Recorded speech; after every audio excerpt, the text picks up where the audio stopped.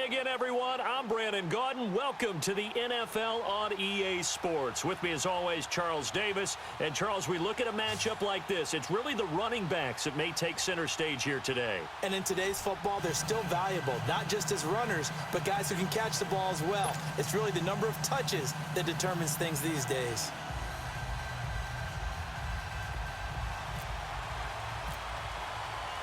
Here's Blair Walsh now about ready to get us started. And we are underway here in Los Angeles. This one fielded at the 5. And it's a pretty good return here as he'll get it up to the 29-yard line.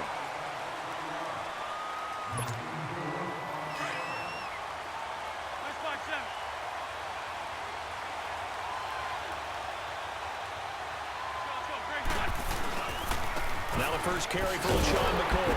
He works his way forward for a couple up past the 30.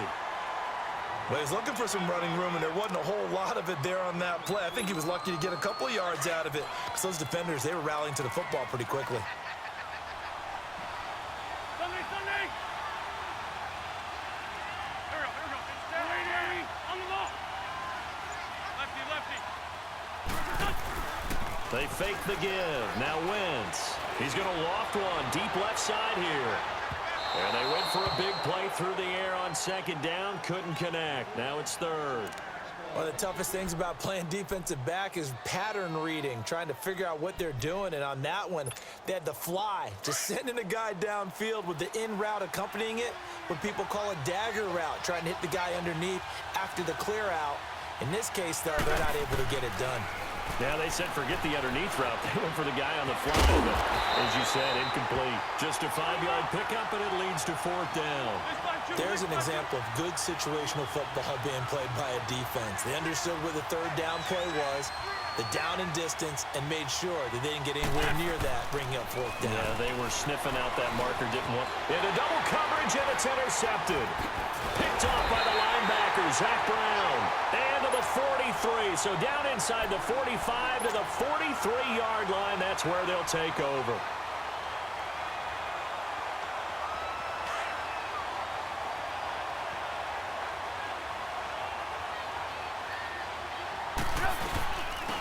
On the ground, this is Leonard Fournette. And he is swallowed up right at the line of scrimmage. Timmy Jernigan, the Florida State man, in on the stop. Big boys down there in the trenches, and a nice play to stop them cold. Nothing there. Yeah, when you talk about big boys, you're talking about those defensive tackles, those nose tackles. They're not just big, they're immense. And what a big-time play there. They'll run it again with Fournette. And brought down, but able to get it to their 30-yard line. That one goes for 13 yards, and it moves the sticks. That O-line, they cleared a big hole there on that run. The athleticism of offensive lines continues to evolve, and we're seeing it here. Not only are they controlling things right at the line of scrimmage, but they're able to get upfield to get to what we call the second and the third levels. You know, get to the linebacker spot, the secondary spot, getting all the way downfield with their blocking, which helps keep the running back clean. They'll try to continue that trend here this afternoon. Able to get 7 on that first down pass play. 2nd and 3. On second down, here's Fournette. Trying to run inside, but nothing there.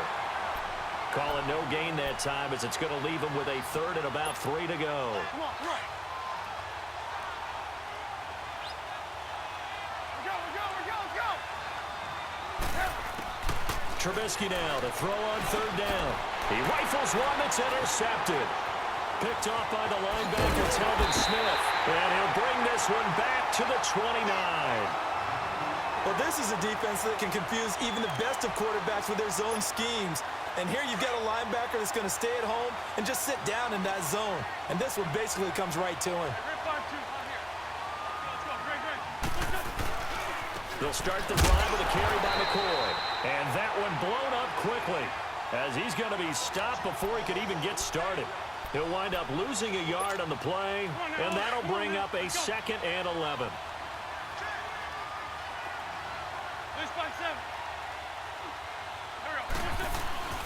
Now Wentz on the bootleg. Sliding out of the pocket. Thrown across his body, and it's intercepted. Darren Lee picks it, and the return here is stopped at the 35-yard line. Well, I get what he was trying to do.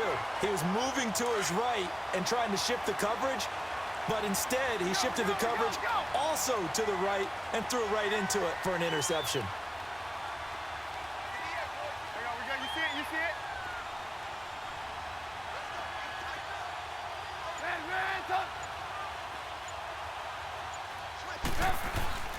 Fournette, a first down carry. And a short gain down to about the 33. Earl Thomas in on the stop. One thing to keep in mind, partner, especially in the second half, when you've got a running back of this size and these dimensions, I can just tell you, attrition does set in for a defense because you're excited about hitting him in the first half. Maybe not so much in the second half, and some of these shorter gains turn into bigger ones later. And he's brought down, but not before reaching the 8-yard line. That one goes for 24 yards. On any given pass play, you never know exactly where your exit points are going to be. On this play, it was flushed to his left, still on the run, able to accurately throw the football for a nice first down. And he rifles one incomplete.